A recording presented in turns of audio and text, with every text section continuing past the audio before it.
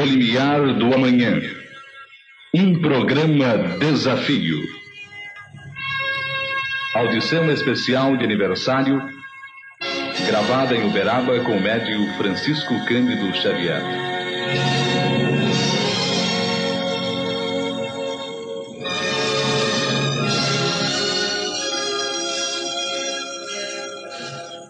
O Grupo Espírita Emmanuel, a emissora que eu produzo e eu levo ao ar nos 730 kHz da Rádio Mulher, e a equipe de apresentadores elevam a Deus, nosso Pai, a Jesus, nosso Mestre e Senhor, e aos espíritos benevolentes que velam pela sua realização, os pensamentos conjugados de gratidão e reverência por tudo quanto lhes foi permitido realizar. Todas as dificuldades foram superadas graças ao amparo constante do alto, que cobriu as nossas deficiências para que nunca faltassem nos céus de São Paulo as mensagens de boa vontade e esclarecimento espiritual. Semana por semana, o diálogo espírita se desenvolveu através das ondas hertzianas, sob a inspiração vigilante dos Espíritos do Senhor. Para comemorar este aniversário de trabalho conjugado entre o céu e a terra, decidimos juntar os microfones metálicos da Rádio Mulher ao microfone mediúnico da Comunhão Espírita Cristã de Uberaba, o médium Francisco Cândido Xavier, abrindo uma nova perspectiva na radiofonia brasileira, a perspectiva da radiopsicofonia. Graças a Deus, a nossa decisão recebeu a aprovação do alto. E aqui estamos em Uberaba, no recinto da Comunhão Espírita Cristã, testando a microfonia terrena com a macrofonia do além. Este é um instante legítimo, autêntico, marcado pelos ponteiros invisíveis do tempo no limiar do amanhã. Uma nova era se abre ante os nossos ouvintes. As mãos seguras de Emmanuel comandam a mensagem do futuro.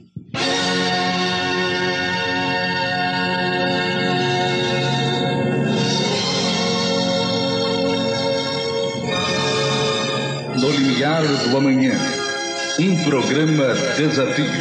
Produção Rádio Mulher. Promoção do Grupo Espírita Emmanuel. Direção e participação do professor Herculano Pires. Este programa é transmitido todas as semanas, neste dia e neste horário, por esta emissora em São Paulo, 730 kHz, pela Rádio Morada do Sol, em Araraquara. Pedimos licença a Chico Xavier. Não vamos fazer uma entrevista, mas realizar um diálogo. Do lado de lá, na divisa entre o céu e a terra, estão Emmanuel e os seus companheiros da espiritualidade. Do lado de cá estamos nós, trabalhadores terrenos.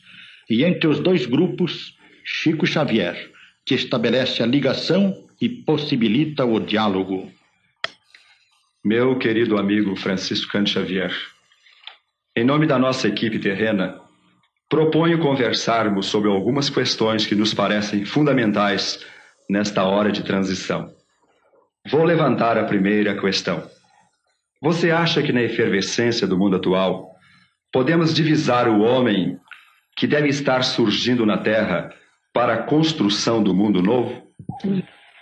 Os espíritos amigos nos afirmam que nós estamos ante a luz do futuro, quase que na presença desse mesmo futuro que nós consideramos como sendo o nosso grande porvir humano.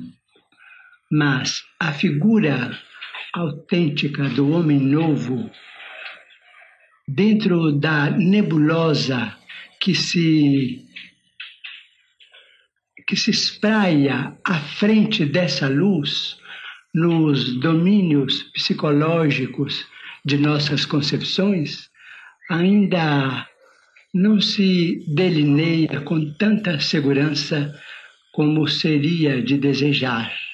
Por isso mesmo, nós estamos à frente de experiências inúmeras nos diversos campos do progresso humano, observando, estudando, pesquisando, experimentando a vida nova, como se fôssemos sacudidos pela notícia de que o homem novo está entre nós, em sua fase embrionária, sem que nós possamos ainda defini-lo em toda a sua estrutura.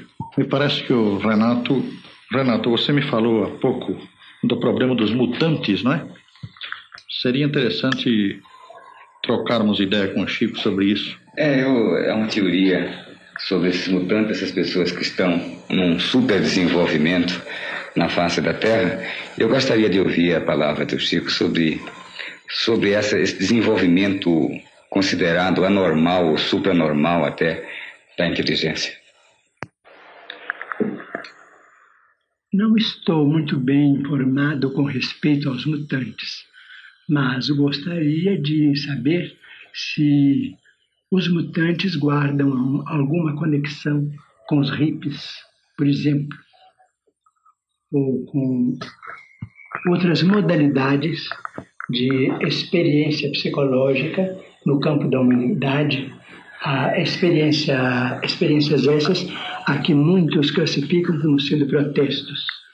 Não, eu acredito que há uma característica que os une apenas pelo inusitado, quer dizer, pelo aparecimento atual da coisa, mas esses mutantes estão sendo até considerados como pessoas provindas de outros planetas, isso numa interpretação, vamos dizer, leiga do assunto. E um tanto audaciosa. Mas é uma teoria que existe e que já faz eco assim em grande parte da Europa, foi publicado em vários livros. Eles aceitam como havendo uma característica de anomalia no desenvolvimento, a normalidade até de um superdesenvolvimento cerebral, pessoas que estariam se preparando para uma nova era, o novo século que se aproxima. Diz-nos o nosso Emmanuel, que está presente, que podemos considerá-los como se fossem balizas à frente de marcha enorme de criaturas. As balizas os balizas serão sempre considerados como seres extravagantemente apresentados, com os seus movimentos, com as suas piruetas harmoniosas, vamos dizer assim. É possível que este grande grupo de criaturas esteja chamando a atenção das massas humanas para uma vida nova, sem serem por si mesmos criaturas super inteligentes ou extremamente diversas da média de inteligência humana. Serão criaturas animadas por um desejo enorme de renovação, sem saberem, às vezes, expor o que elas próprias pensam e o que é que elas próprias desejam, quando examinamos os pontos de vista em que se exprimem com as realidades essenciais que presidem a nossa vida na Terra. O crescimento da população terrena, que hoje assusta tanta gente, pode constituir um desastre ou será controlada pelas leis naturais, sob a supervisão dos espíritos superiores? Nosso amigo espiritual considera que este assunto está crescendo em sua importância e em sua extensão em todas as vanguardas do pensamento humano. Todas as grandes metrópoles hoje se interessam vivamente pelo problema chamado demográfico. Isto é uma fatalidade, a não ser que tenhamos guerras próximas de efeitos muito desastrosos por conta do próprio homem, mas não à conta das leis de Deus. O problema demográfico deve ser estudado em todas as suas nuances, porque é conhecida a assertiva de que de 33 em 33 anos o número de habitantes da Terra se duplica, de modo que o problema do povoamento do solo, do aproveitamento das energias e facilidades do planeta precisa ser considerado, pesquisado de todas as maneiras a benefício das criaturas humanas no porvir. Isso não deve assustar a ninguém, porque se o homem, agindo pacificamente nos próximos 100 anos, se o homem aproveitar as energias que estão ainda ignoradas por ele nos oceanos, a Terra comportará razoavelmente um número de 40 bilhões de habitantes, conquanto muita gente acredita que esse número não deva exceder de 10 bilhões. Mas, na marcha em que vamos com estes assuntos, já o problema preocupa a todas as mentes que se ocupam de administração e de direção dos movimentos humanos. Mas nós, com isso, somos chamados aos problemas de ordem moral que são consequentes à população mais intensa do planeta. Não vamos dizer superpopulação, porque o problema da habitação do globo está sempre presidido por inteligências de ordem superior. Mas a inteligência divina se conjuga com a inteligência humana. O homem não pode ser dispensado da solução de todas as questões que se relacionam com o seu hábitat. Por isso mesmo, os assuntos que se relacionam com o problema demográfico são assuntos humanos atualíssimos e que merecem a máxima consideração de todos os estudiosos. Eu gostaria de... Vamos fazer. É o seguinte, com esse aumento de população e com a evolução industrial, está acontecendo um outro problema também, que é um problema ecológico, é um problema que está angustiando muito, principalmente as nações mais desenvolvidas. São questões pertinentes à poluição de ambiente, de ar, de águas, etc. E está criando aos meus olhos de publicitário uma neurose, inclusive publicitária. Se isso não vai ter também consequências assim um pouco desastrosas no ponto de vista do desenvolvimento de relacionamento entre os homens. Ele está nos dizendo que essa questão é realmente essencial, mas que esse problema está relacionado também com uma espécie de poluição que nós outros, os cristãos principalmente, mais de 500 milhões no seio da humanidade, ainda não nos preocupamos com ele. É o problema da poluição das ideias cristãs no curso dos séculos. Se nós, os cristãos, estivéssemos atentos à preservação dos valores do Espírito, segundo nos ensinou Jesus Cristo em sua divina revelação, da qual hoje procuramos no Espiritismo, com Allan Kardec, uma interpretação mais justa e mais simples. Se o homem tivesse guardado esta preservação, a poluição da natureza nas cidades e nos campos não seria hoje esse flagelo que está tomando vulto no seio das cidades metropolitanas, por exemplo. Porque se nós nos respeitássemos uns aos outros, segundo a lei áurea, não deseje ao seu vizinho aquilo que você não deseja para você mesmo, a poluição talvez nem chegasse a existir. Porque todo mundo industrial, todo o campo de educação, todos os grupos sociais, todos os valores que presidem o progresso humano estariam, quem sabe, condicionados à regra áurea e estaríamos em dimensões de paz realmente imprevisíveis para nós agora, em que a poluição dos valores espirituais segue tão adiantada no mundo ocidental, por exemplo. Essa proposição que o Chico acabou de fazer parece-me que esclarece bem a resposta dada anteriormente.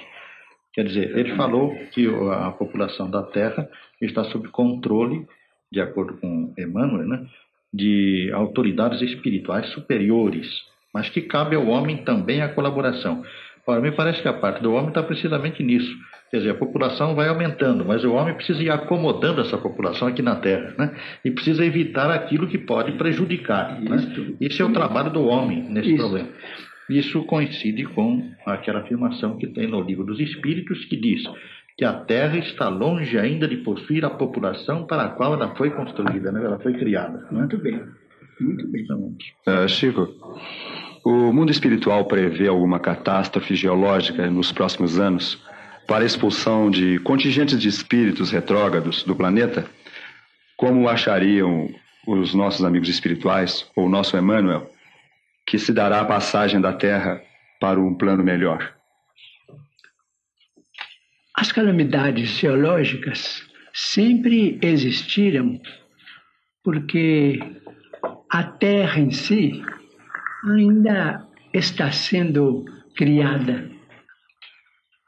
Há um conceito bíblico interessante que afirma: Deus criou o mundo, mas não afirma que essa criação esteja completa.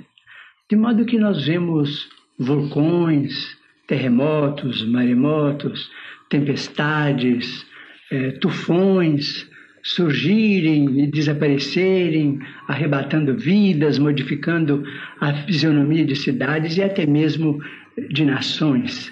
Isso aconteceu sempre. Agora, a modificação do mundo, na essência, é de ordem moral. Como disse o nosso caro amigo, o professor Herculano Pires, o homem está sendo chamado à colaboração autêntica com o seu Criador na Terra, para que determinadas definições sobre a vida espiritual sejam efetuadas nos grupos do planeta, nos grupos vivos do planeta. De modo que devemos esperar que as modificações venham através das autoridades governamentais que regem a vida dos povos. A coexistência dos diversos regimes é uma necessidade, porque cada povo se ajusta aos seus processos de formação, aos seus processos de educação. Aquilo que é interessante e válido numa região não é válido nem interessante em outra região. De modo que devemos esperar que as forças administrativas que orientam a vida dos povos venham a ser inspiradas pelos mensageiros divinos quanto às alterações que se fazem necessárias a benefício da paz e da felicidade no relacionamento humano. Aliás, a respeito deste assunto, não sei se vocês têm aí alguma coisa a lembrar. Eu teria ainda sobre a poluição, né? Sim. Que existe então a necessidade do homem plantar primeiro um jardim na sua mente, para depois acabar com a poluição ambiental, né? Claro, não há dúvida. Projetá-lo. Criar em si, né? Para depois projetar. Sem dúvida. Mas no tocante a essa transição da Terra, a pergunta que nós formulamos teve mesmo por finalidade esclarecer bem isso, que a Terra, no seu processo atual, ela está sujeita mais, segundo o próprio Livro dos Espíritos nos informa, às catástrofes morais, né? Que é o que diz bem o Kardec lá. Porque a crosta terrena, quando não estava suficientemente consolidada, ela apresentava uma instabilidade muito grande, com uma construção ainda em andamento. Mas ela atualmente, embora não esteja terminada, concluída, ela já está consolidada suficientemente para que o planeta tenha a estabilidade necessária ao desenvolvimento espiritual do homem. É isso, Chico? Muito bem. Sem que nos livremos dessas calamidades de ordem moral que se sucedem umas às outras, convidando a nossa atenção para uma época de mais entendimento fraternal entre as criaturas. Você acha que está havendo, Chico, você ou o Emmanuel, um despertar de novas faculdades psíquicas e mentais na espécie humana? A parapsicologia surgiu por esse motivo ou ela está pesquisando simplesmente faculdades que sempre existiram e se manifestaram? Nossos amigos asseveram que a parapsicologia está pesquisando valores do espírito que sempre existiram, mas que viveram por longo tempo em condições de potencialidade na mente humana. Mas, no momento da humanidade em que a máquina vai exonerando as mãos humanas de muito serviço que escravizava nos tempos de ontem o nosso pensamento, a nossa alma vai se liberando de muitos processos de cativeiro moral ao ambiente inferior, não propriamente inferior, mas ao ambiente de serviço mais ativo na crosta do mundo, para se ocupar de si mesma e dos problemas que lhe dizem respeito. Assim, o homem de agora está sendo acordado para muitas indagações, ele está sendo chamado pelo seu próprio íntimo a considerações de ordem espiritual que nós, no momento, não conseguimos abordar. A criatura pede resposta aos problemas da finalidade dela mesma dentro do universo. Ela pede resposta com respeito à formação desse universo dentro do qual a Terra está contida e evoluindo com todos os seus valores.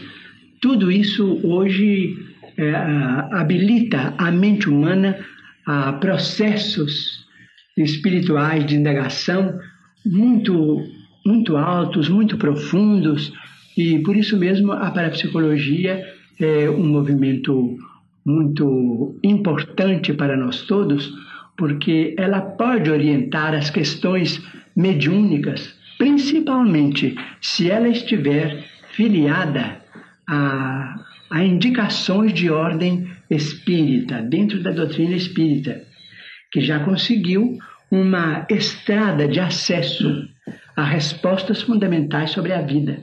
A parapsicologia é uma espécie de avenida enorme, muito bem asfaltada, que a inteligência tranquila está procurando edificar para atingir esses pontos que a doutrina espírita já alcançou com a indagação de mentes sofredoras, agoniadas, que há mais de um século estavam procurando resposta para os seus problemas de vida interior. Muito bem, essa resposta, Chico, é muito interessante, porque realmente o problema da parapsicologia para nós é esse, né? A parapsicologia está seguindo as trilhas do espiritismo no desenvolvimento das pesquisas psíquicas. Mas eu gostaria de lembrar aqui, porque é oportuno, que já em abril de 1857, Allan Kardec admitiu que o aparecimento do espiritismo marcava uma nova fase do desenvolvimento humano. E ele chamou essa nova fase de era psicológica. Era psicológica. Agora nós estamos, segundo me parece, pelo menos a impressão que se tem, assim, diante da explosão, não é apenas uma explosão demográfica, é uma explosão psicológica no mundo, né, que veio terminar na parapsicologia. Parece que nós estamos passando da era psicológica para a era do espírito, né? Muito bem, nós estamos mesmo encantados com essa definição, porque a verdade é esta mesmo. Desde meados do século passado, temos uma psicologia muito avançada, que deu origem à psiquiatria, que deu nascimento aos processos de análise, medicina psicossomática, E por aí nós vamos encontrar movimentos muito importantes que lidam com os valores e com os problemas da mente humana.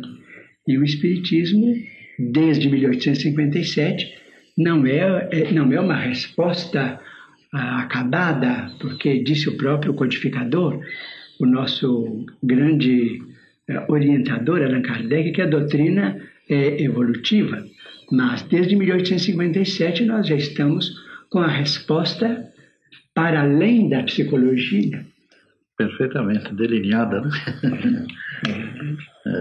Você acredita, Chico, na tese de Humberto de Campos sobre o papel do Brasil no futuro próximo?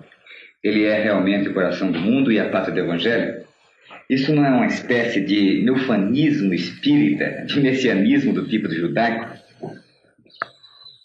Muita gente interpreta esse livro como sendo realmente um volume de legendas patrióticas sem finalidade dentro do esquema de progresso mundial. Mas nós estamos convencidos de que ao Brasil foi assinalado um papel muito significativo na chamada Era do Espírito, a que se reportou o nosso caro professor Herculano Pires. Porque, em verdade, o cristianismo no Brasil é diferente dos processos de vida cristã nos outros países. Ô Chico, Nós um momentinho. não compreendemos. Um momentinho. Perdoe, mas é porque eu não quis perder, parece que entra bem no fio da questão. Nas suas viagens pelos Estados Unidos, pela Europa, nas observações que você teve a oportunidade de fazer, você constatou assim que há realmente essa diferença da nossa posição perante o cristianismo aqui no Brasil em relação aos outros povos? Se eu tivesse a autoridade de uma pessoa que fosse representar algum valor cultural fora do Brasil, a minha opinião teria realmente significado nesse sentido. Eu fui como uma pessoa de hábitos simples, com mente muito simplista para observar o que eu via, principalmente do ponto de vista religioso. Do meu ponto de vista, tudo o que eu vi nos países que visitamos em 1965 e 1966 é diferente do que se verifica no Brasil. O amor fraterno, o chamado calor humano que existe no Brasil, eu não vi em parte alguma nas cidades a que estivemos presentes por alguns meses, conquanto tenhamos regressado ao Brasil com muita admiração e com muito respeito pelos países visitados, especialmente pelos Estados Unidos da América do Norte e, por que não dizer, pela Inglaterra também. Mas encontramos em todos os países que visitamos, América do Norte, incluindo o México, a cidade de Montreal, no Canadá, a Inglaterra, França, a Espanha, Portugal, Itália.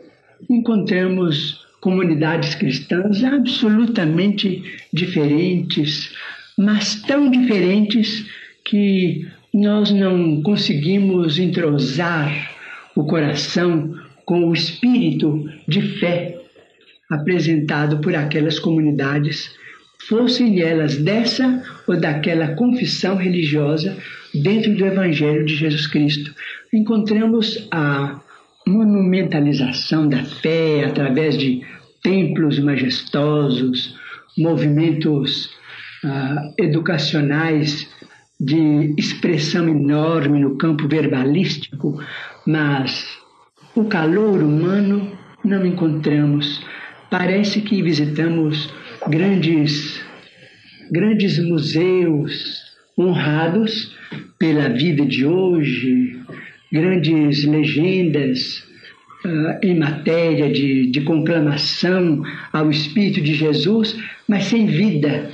E no Brasil, por muito que se faça desvinculação no Brasil, por muito que se pegue hoje no Brasil a desvinculação e a reeducação dos nossos impulsos de amor, o brasileiro, de todas as condições, é portador de recursos afetivos imensos, que parecem iluminados por uma inspiração de ordem superior. Digo parecem, falando fora da doutrina espírita, mas com a minha convicção espírita, eu digo, iluminados pelo Espírito de Jesus, através dos bons espíritos que estão apostos, ajudando os brasileiros a construir o grande celeiro espiritual do futuro. Muito bem. Chico, dentre esses países visitados, algum apresenta assim, condições ou amadurecimento para aceitar o espiritismo nos moldes que é praticado no Brasil?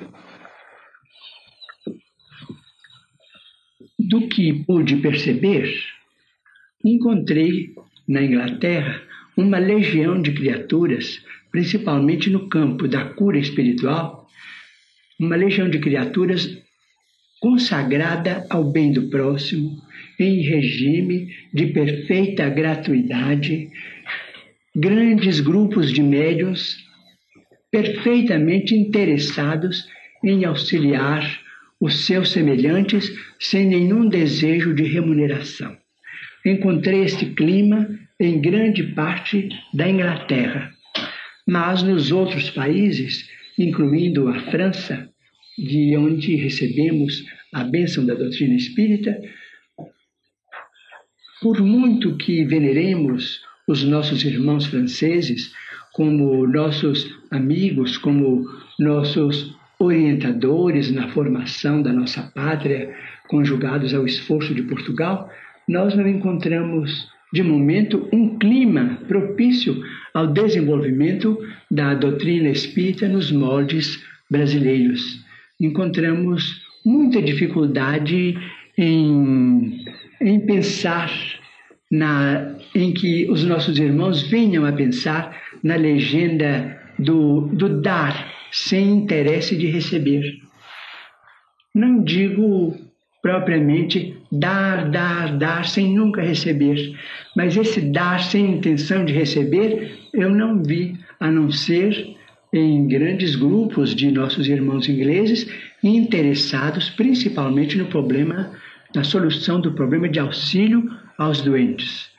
Mas cremos que é possível que, num futuro próximo, brasileiros possam sair de nossa pátria aos grupos para, vivendo de seu próprio trabalho no exterior, venham a formar grupos capazes de mostrar que é possível fazer-se um espiritismo tocado de alegria, tocado de felicidade, paz e muito amor, sem o trabalho remunerado como sendo um trabalho castigo para enriquecer. Nota-se que alguns grupos ingleses têm interesse no intercâmbio com o espiritismo no Brasil. Na sua opinião, valeria a pena um esforço maior nosso no sentido de ampliar esse intercâmbio? Seria válido isso? Cremos que os nossos irmãos ingleses têm muita coisa interessante para nos dar, tanto quanto os brasileiros possuem também muita coisa valiosa para darem aos nossos irmãos ingleses. De minha parte, se eu pudesse entrar no conhecimento da língua inglesa, se eu pudesse estudar o inglês para comunicação fácil com os nossos amigos da Inglaterra e dos Estados Unidos da América do Norte, incluindo também o Canadá, eu sentiria uma felicidade enorme se eu pudesse fazer isto. Mas, estando muito interessado com o serviço que os nossos amigos espirituais me deram por misericórdia de Deus no Brasil, eu não tenho a menor ideia de como é que eu posso realizar esse ideal. Se eu pudesse, iria à Inglaterra, conhecer melhor a língua inglesa, aperfeiçoar os conhecimentos que eu pudesse adquirir e entrar em contato maior com os nossos irmãos do Christian Spirit Center em Yale College, nos Estados Unidos, para um contato mais amplo entre nós. Mas vejo a cada dia que as minhas possibilidades pessoais são cada vez mais reduzidas, mas é de desejar que outros irmãos possam fazer isto e que esse intercâmbio seja ampliado tanto quanto possível. Vejo isso com tanta simpatia que o próprio Mr. Barbanel, que é um dos nossos melhores amigos na Inglaterra, ele está sempre interessado, nos últimos 2 anos, em traduzir e publicar trechos de obras de Allan Kardec para fixar os conhecimentos da codificação kardeciana entre os ingleses. Isso é muito importante. Acho interessante, Chico, lembrar também aqui nesse assunto, né? Sim. Nós estamos aqui conversando e as ideias vão surgindo. Uma coisa muito, muito curiosa que ainda parece que não foi lembrada, né? Nós encontramos no Brasil, nós estamos falando da posição do Brasil, no Brasil como país do futuro, né? Encontramos na posição atual do Brasil esta coisa curiosa. É a primeira grande nação do Ocidente que está se tornando basicamente reencarnacionista. A ideia da reencarnação penetrou de tal maneira no Brasil, por influência não só do espiritismo, mas também das religiões africanas que foram trazidas aqui pelo contingente negreiro, né? De tal maneira essa ideia está se disseminando que você dificilmente encontra hoje uma pessoa que, se não aceita assim positivamente a ideia, pelo menos não a nega, não a combate e a admite. Quer dizer, a ideia da reencarnação está penetrando. Isso é muito curioso porque no Ocidente só houve uma nação reencarnacionista no passado, que foi a França. Sim. Foi a França, não é propriamente a França, mas as Gálias antigas, né? Envolvendo inclusive a Irlanda, parte da Inglaterra e a França, né? As Gálias antigas eram reencarnacionistas, e como nós sabemos, pelo druidismo, né? E depois do desaparecimento da ideia da reencarnação no Ocidente, a ideia voltou na França com o espiritismo, né? E de lá se projetou ao Brasil através do espiritismo e está se desenvolvendo de uma tal maneira que o Brasil será, dentro em breve, a grande nação reencarnacionista do Ocidente. E curioso que o Dr. Ian Stevenson, na sua pesquisa sobre a reencarnação, ele disse exatamente isso, que nós consideramos, por exemplo, a Índia como um grande maciço reencarnacionista no mundo. Diz ele, é verdade. Mas no Brasil, eu encontrei, diz ele no livro dele, uma compreensão mais precisa, mais natural da reencarnação. Por exemplo, a pesquisa da reencarnação no Brasil é mais fácil, porque não há preconceitos contra a reencarnação aqui. Enquanto na Índia, que é um país reencarnacionista, existem preconceitos de tipo religioso. Por exemplo, quando a pessoa se lembra da encarnação passada, eles dizem que essa pessoa vai morrer logo. Então não querem divulgar e não querem criar o problema de expectativa de morte em torno daquela pessoa. Enquanto no Brasil nós não temos isso. Quando a pessoa se lembra de uma encarnação passada, nós achamos admirável e queremos aprofundar a questão. Muito bem. Isso apenas queremos aprofundar a questão e passamos a estudar. A esse respeito, peço licença para aditar um apontamento de Emmanuel. O que me interessou muito nas conversações com ele em 1965.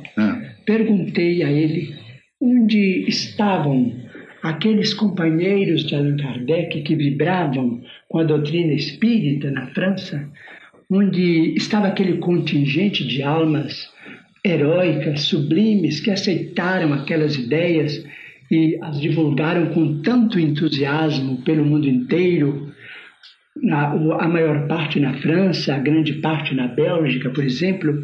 Então ele me disse que no último quartel do século XIX para cá, mais ou menos de 15 a 20 milhões de espíritos da cultura francesa, e principalmente os simpatizantes da obra de Allan Kardec, se reencarnaram no Brasil para dar corpo às ideias da doutrina espírita e fixarem os valores da reencarnação.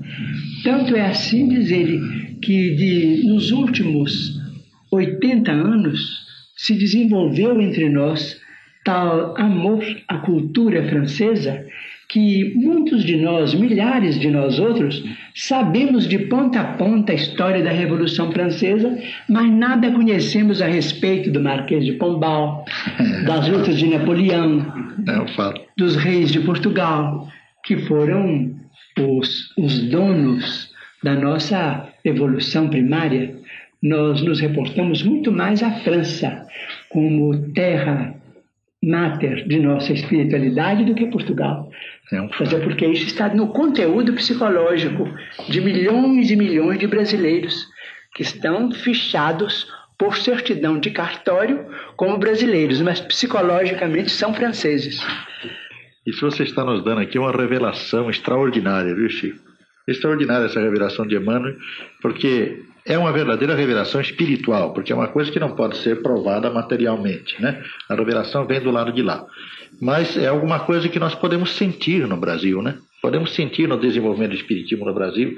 Quer dizer que grandes trabalhadores do espiritismo que estavam na França naquele tempo, hoje estão aqui lutando pelas ideias espíritas. Diz ele que isso é tão válido que nós devemos lembrar um fato curioso, é que na proclamação da República, quando as cidades brasileiras, em grande número, vacilavam com respeito ao hino que se devia adotar para a nova pátria, centenas de cidades cantaram a Marselhesa na proclamação da República do Brasil. Eu vou falar nisso, Chico. Existe alguma notícia, já que se fala tanto, do plano espiritual sobre a reencarnação de Kardec aqui no Brasil ou em algum outro país? Até hoje, pessoalmente, eu nunca recebi qualquer notícia positiva a respeito da presença de Allan Kardec reencarnado no Brasil ou a Lourdes.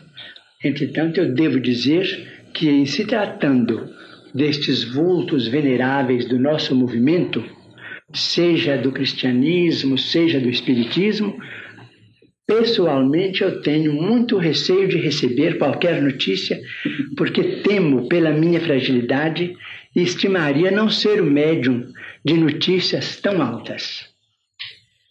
Excelente, Chico, essa resposta, porque infelizmente há por aí uma onda de reencarnações de Allan Kardec, sabe? Infelizmente há.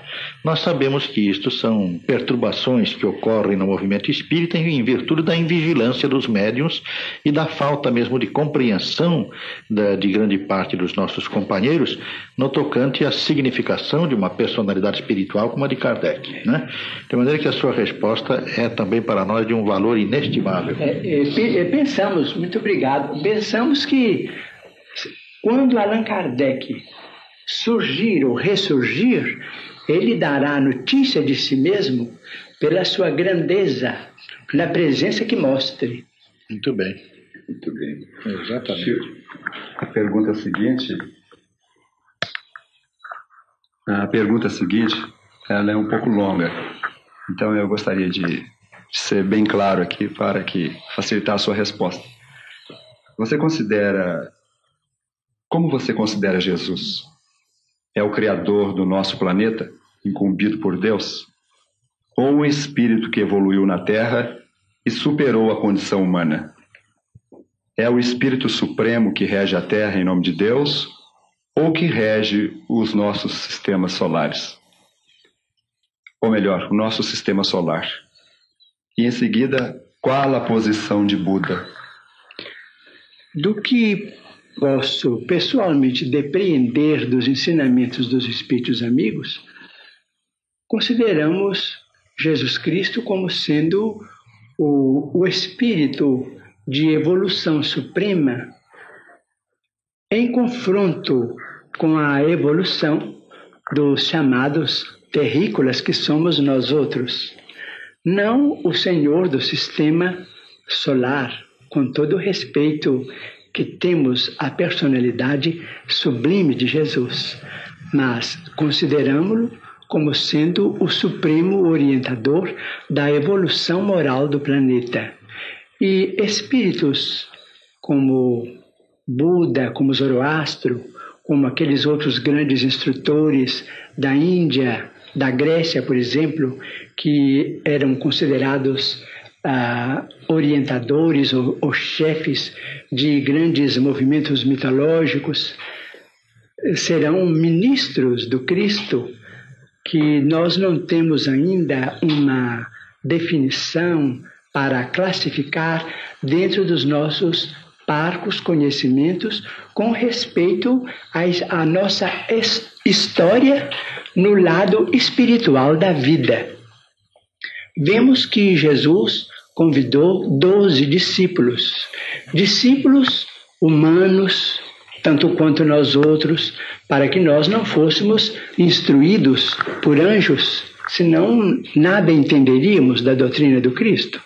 Teríamos de entender a doutrina de Cristo com discípulos também humanos, frágeis, portadores de deficiências como as nossas, embora respeitemos nos 12 chamados pelo Senhor personalidades eminentemente elevadas em confronto com a nossa posição atual na Terra.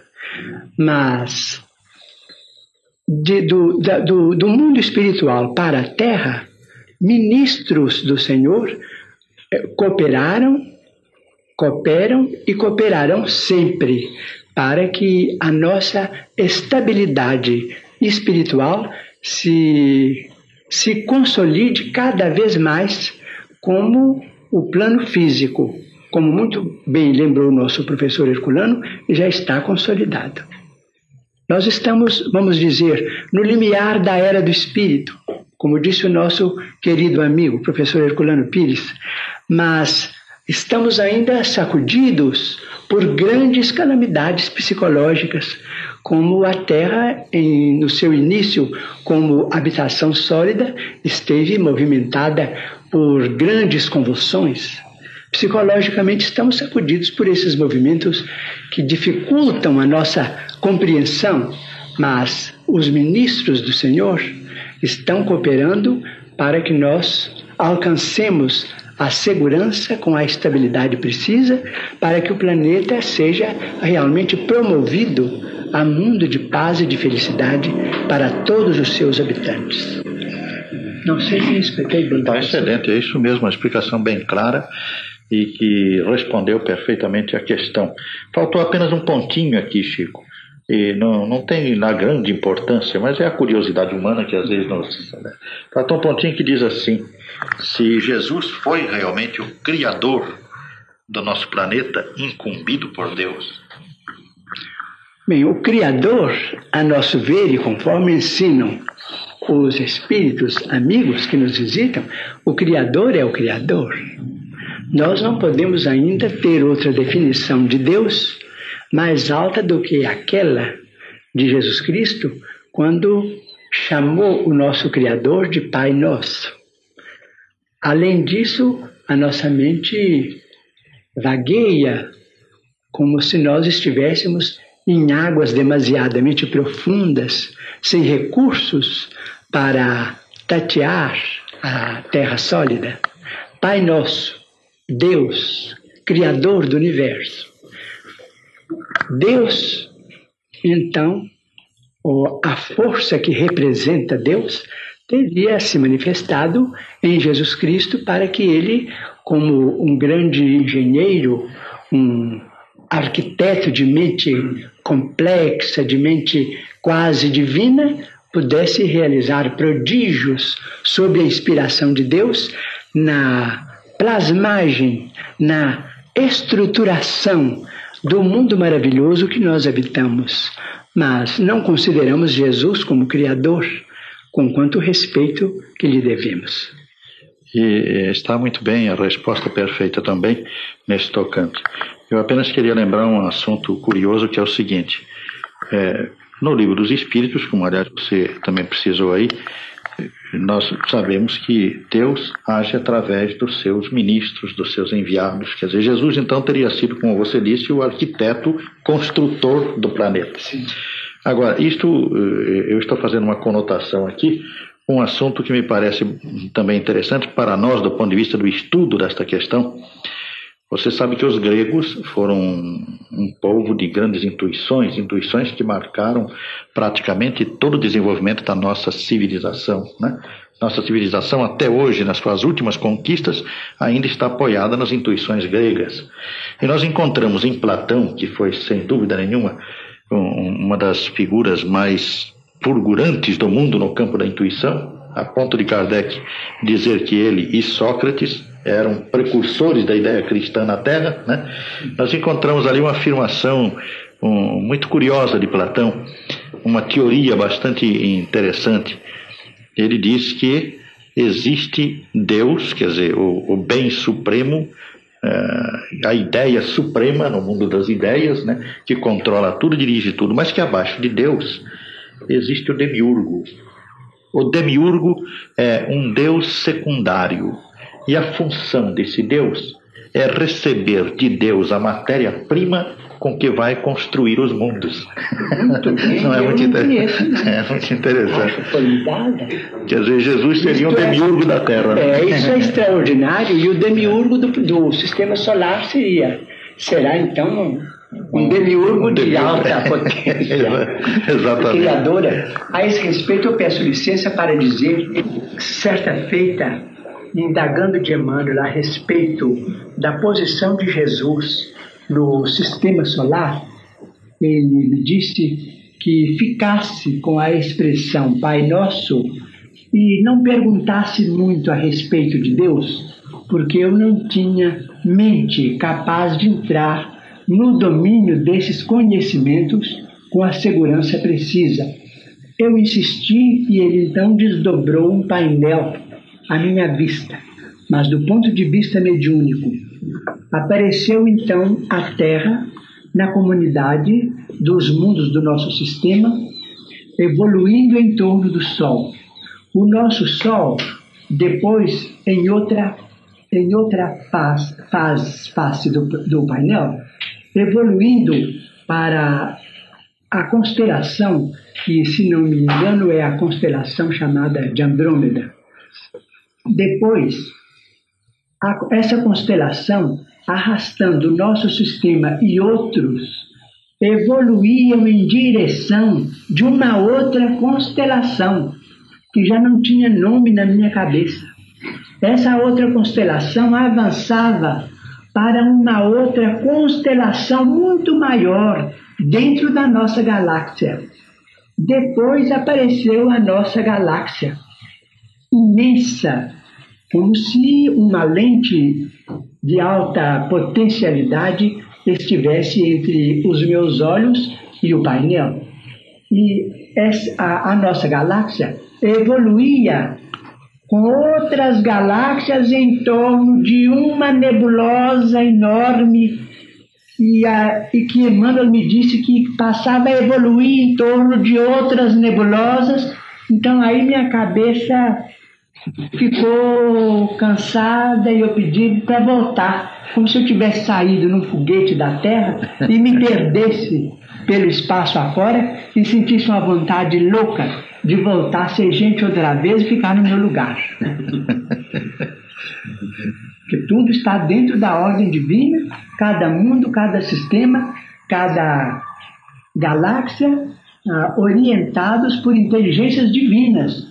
E Deus para lá disso tudo.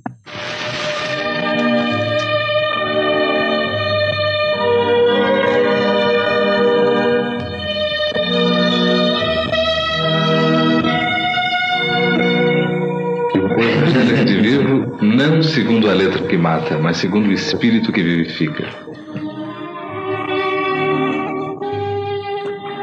Abrindo o Evangelho ao acaso, nós encontramos a seguinte passagem, igual em Marcos e Mateus, nos capítulos 3 e 12, respectivamente. E vieram à casa, e concorreu de novo tanta gente, que nem mesmo podiam tomar o alimento. E quando isto ouviram os seus, saíram para o prender, porque diziam: ele está furioso. E chegaram sua mãe e seus irmãos, e ficando da parte de fora o mandaram chamar. E estava sentado à roda de um crescido número de gente, e lhe disseram: olha que tua mãe e teus irmãos te buscam aí fora. E ele respondeu dizendo: quem é minha mãe e quem são meus irmãos?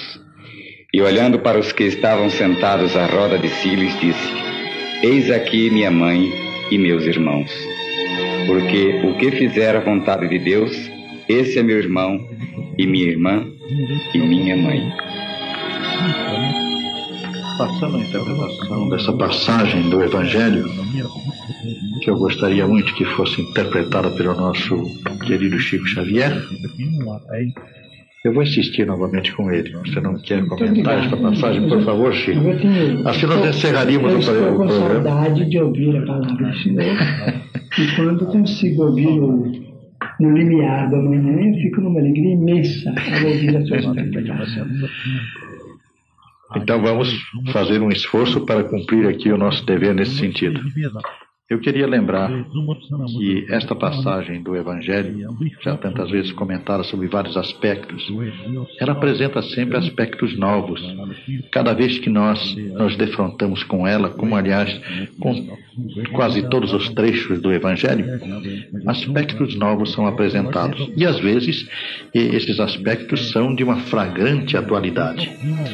Por exemplo, nós vemos aqui a família de Jesus, ansiosa por ele, pela sua maneira de viver diferente da comum, não adaptado à estrutura familiar, aos costumes da família. Esta família ansiosa se reúne e vai procurá-lo. Não aparece aqui o pai de Jesus. Ele, naturalmente, ficou cuidando da oficina, dos seus trabalhos.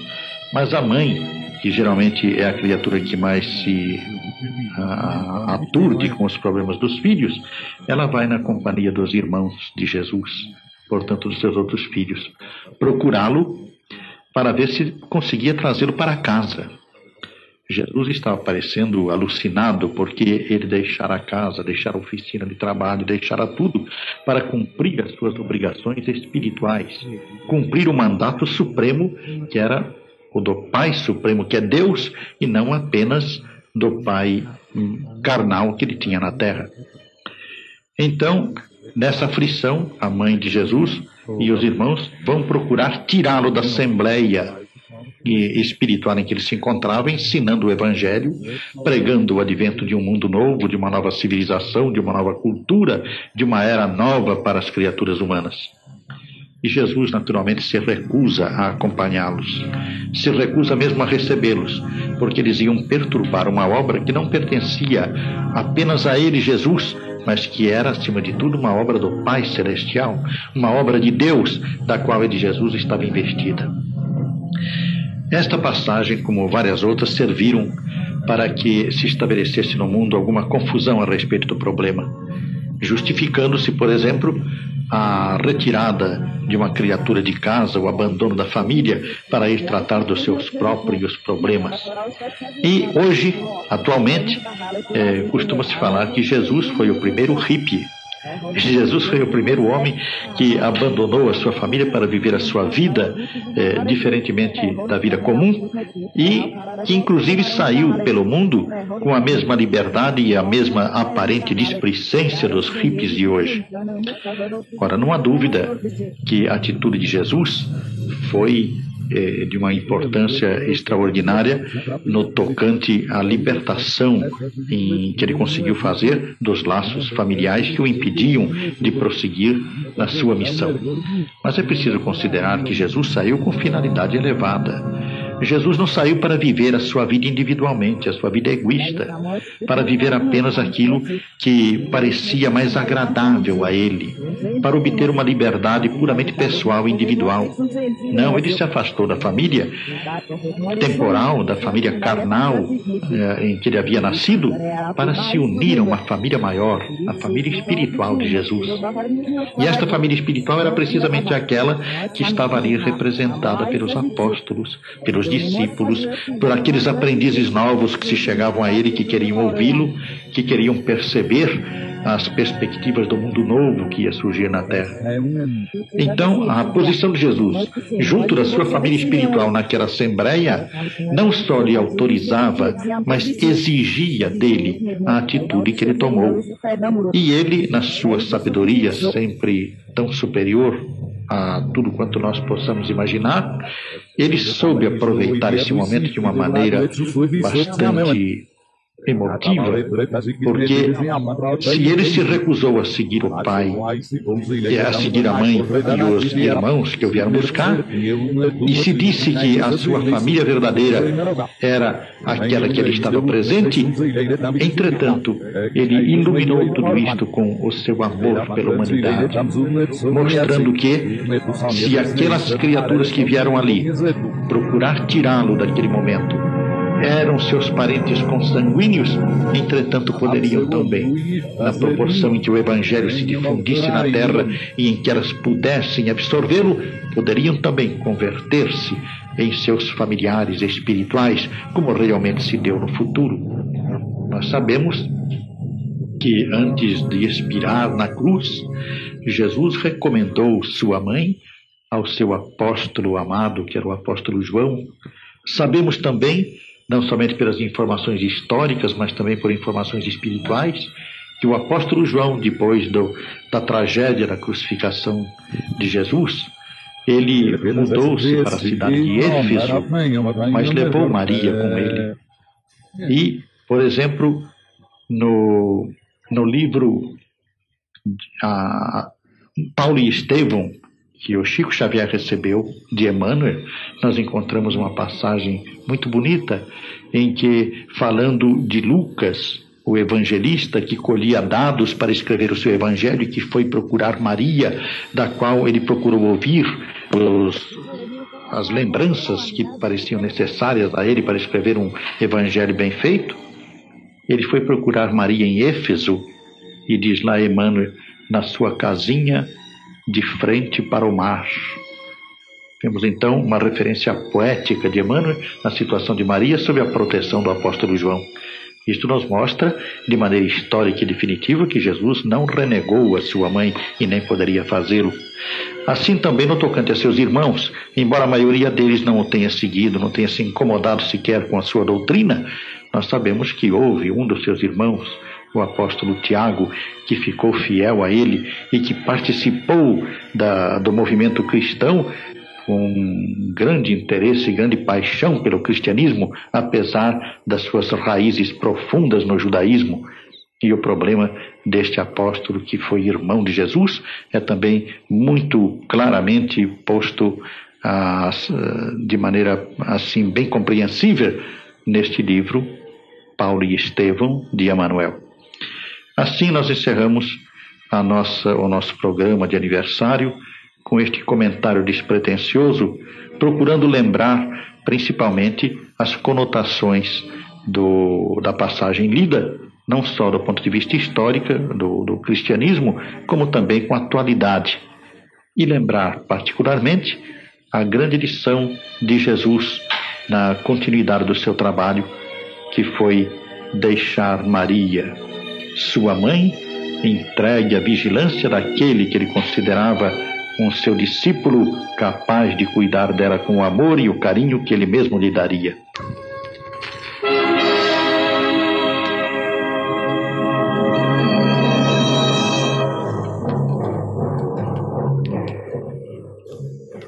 No Limiar do Amanhã, um programa desafio que também aceita o seu desafio.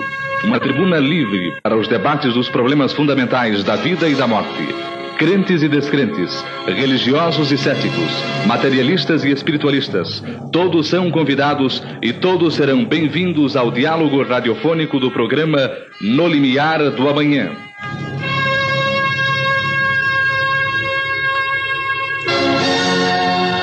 Participaram do programa de hoje Paulo José, Renato Melo, Jamil Najib, técnica de som Antônio Brandão, direção e participação do professor Herculano Pires, convidado especial Francisco Cândido Xavier. Impossível esquecer sua obra, sua força e sua fé. Impossível esquecer o nome de Chico Xavier.